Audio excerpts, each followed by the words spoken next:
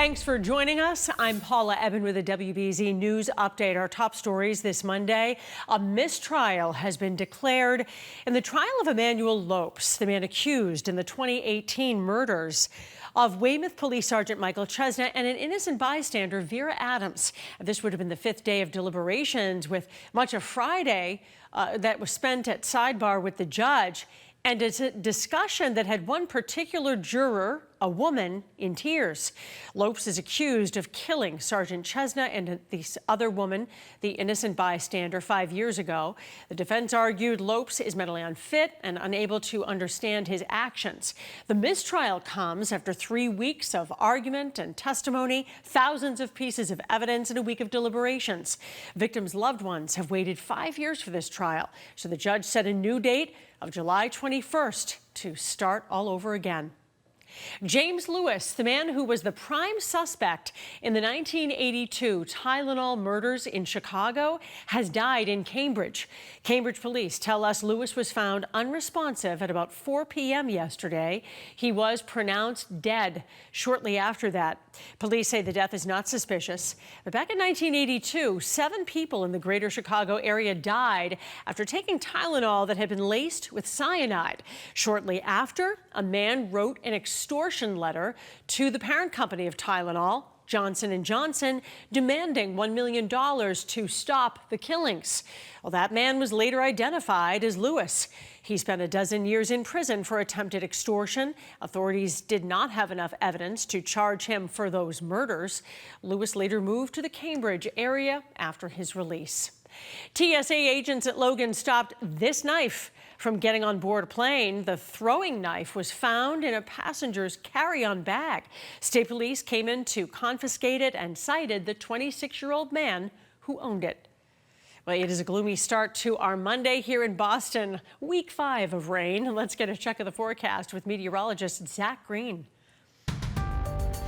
Some of the heaviest rain that we've seen so far this season, and it's coming down in buckets over central Massachusetts. We knew that the early afternoon was going to be our breaking point. Some of the highest rain intensity was going to arrive, and boy, did it ever on schedule. Now that we bounce outside of the 128 corridor, we're going to take our track from Waltham, Needham, all the way out into Metro West. This is coming down at such a clip that is reducing visibility along the 290 corridor and out through 190 as well. So central Massachusetts up into Middlesex County, you guys seem to be in the worst of it as of now, but we're not completely done. You notice we'll put more emphasis on the southern side of Worcester County. This is where the flash flood warning is going to remain in effect over the next 2 hours. It's probably going to be extended into the middle of the afternoon. Coming out of the Ocean State, Narragansett Bay, almost an identical scene. And this one's going to be marching north along the 95 corridor to the north of Providence. So folks in Attleboro, up into Foxborough, Taunton, the 44 corridor, it'll kind of have a little pinwheel effect across 195 and eventually moving into Bristol and Plymouth County. The farther east you go, the less of the conversation there is. In fact, if you're out towards the Bourne Rotary, you're trying to move into the Cape and the Islands,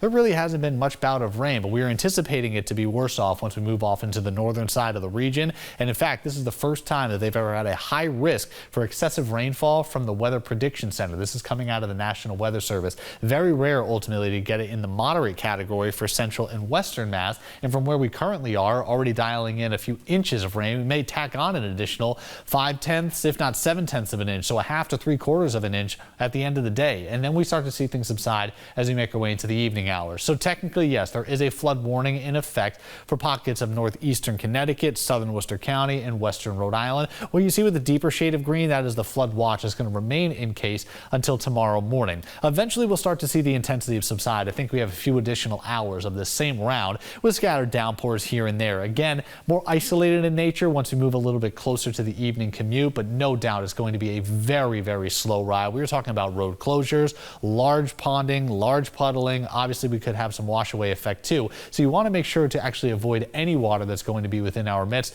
over really the next 12 hours. You got to find an alternate route to your destination, as flash flooding may ultimately start washing or at least buckling some of the pavement. Clearly, excessive rainfall is going to be the main thing on the menu. Not seeing many reports of lightning strikes or potential wind damage. No hail to be associated with this as well. This is more of that tropical feel and just kind of wringing out the atmosphere atmosphere for what has been sky-high humidity for the past few days, and we still kind of take on that role for Tuesday and Wednesday too, but much limited rain chances. We're going to be back under a drier pattern with gradual clearing as we move through the day tomorrow, so we'll have overcast skies and some fog development initially, and we'll be back into the 80s with mostly sunny skies in the afternoon. Then we get into the 90s as we move into Wednesday. Not going to be a heat wave. It's more one and done as we get some rain to cool things off to a point on Thursday and Friday. Maybe some afternoon thunderstorms to wrap up our week, and a bit of an unsettled pattern for the upcoming weekend, so the focus still today with the flooding potential.